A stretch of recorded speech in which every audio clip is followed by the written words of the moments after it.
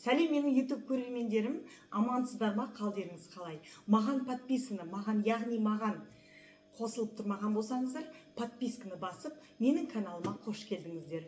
Мен сіздерге өте пайдалы, яғни дәрісіз қалай емделу керектігін ақпараттармен бөлісіп отыратын боламын.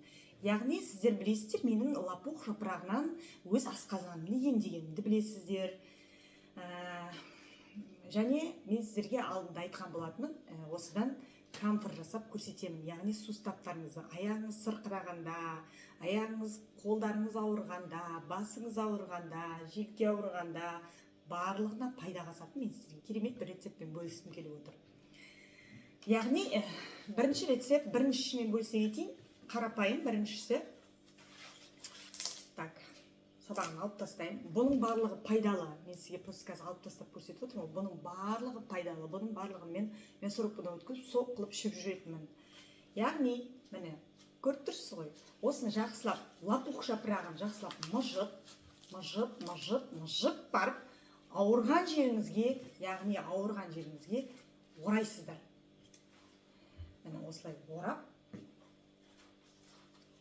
сыртынан пищевой пленкамен орап, яғни мысалы салафан болсын, өзіңіз білесіздер, орап, сыртынан орамалмен орап, бір түнге ұйықтайсыздар. Қолыңыз болсын, аяғыңыз болсын, басыңыз болсын, желкеңіз болсын. Желкеңіз болса, желкеңізге қойып жатыңыз. Осылай қойып, арқалар ауырады ғой кейде. Вот бұл өзінің согын бөледі, согын бөлген уақытта уже реакция басталады. Аяқтарыңызды ораңыздар. Егер де аяқтарыңыз ауыратын болса, сырқырап ауыратын болса, осыны бассаңыздар болады. Екінші способ көрсете кетейін. Бұның спосоптары өте көп және өте қарапайым деп айтсам да болады. Мен банкінің нешін шығарып қойып отырмын, көрермендер. Сіздерге ұнап жатырса, әрине лайкты басып қойыңыздар. Мен өзімнің көргенімді, білгенімді, естігенімді емес, көргенімді, білгенімді жасап, өзіме жасағанымды сіздерге пайдасы болсын деп жасап жатырған түрім ғой. Сіздерге де ем болсын, яғни лопух жапырағын осылай банкаға саламыз. Осылай турап, қолмен банкаға тығыздап саламын. Сіздер кәдімгідей енді үлкен кісілер көбіне не істеп жатады, ауырып жатады, суставтарым ауырады деп. Мен ойлаймын, ол кісілерге кішкене побольше банкаға салып қойса да болады. Үлкендеу банкаға салып, сөйтіп істесеңіз болады. Лопух жапырағын осылай банкаға салып, мен сіздерге қазір жай ғана жақсылап көрсетіп жатырмын. Түсініп алыңыздар. Маған көбінесе жазып жатасыздар, ой, сіз деген көп сөйлеп кетесіз деп.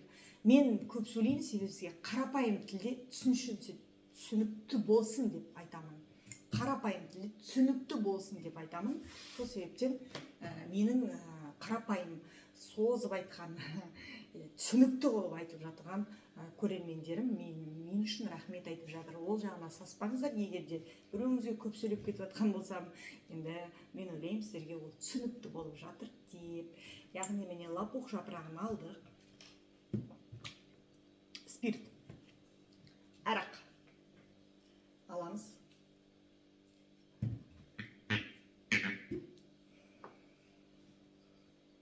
Үстіне құямыз. Лопух жапырағымыздың үстіне құямыз.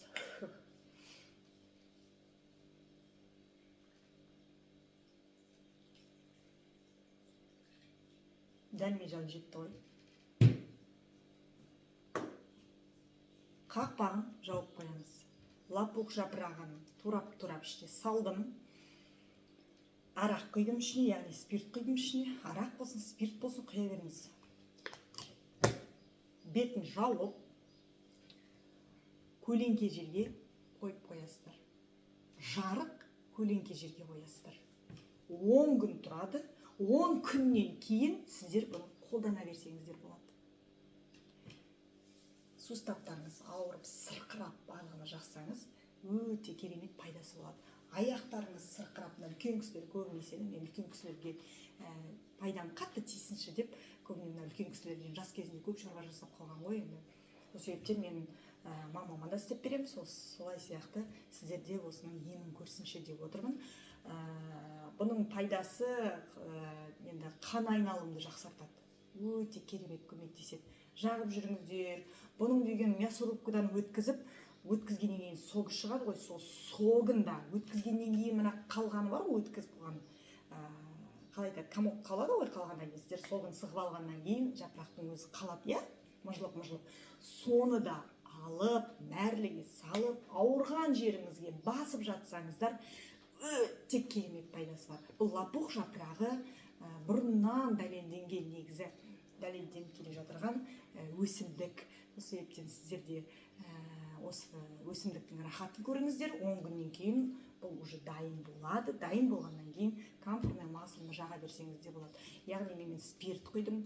Бұны спирт құюға болады, арақ құюға болады, және сұйық май құюға болады. Сұйық май құйып, толтырып сұйық май құйып қойып, жаңағыдай бір жұмаға қойып қойсаңыздар, дәл сол жағуыңызға болады. Егер де сіздерге менің ақпаратым ұнаған болса, оқырмандарым, көрермендерім, міндетті түрде лайк басып, маған подписка болмасаңыз подписка жасап қойыңыздар.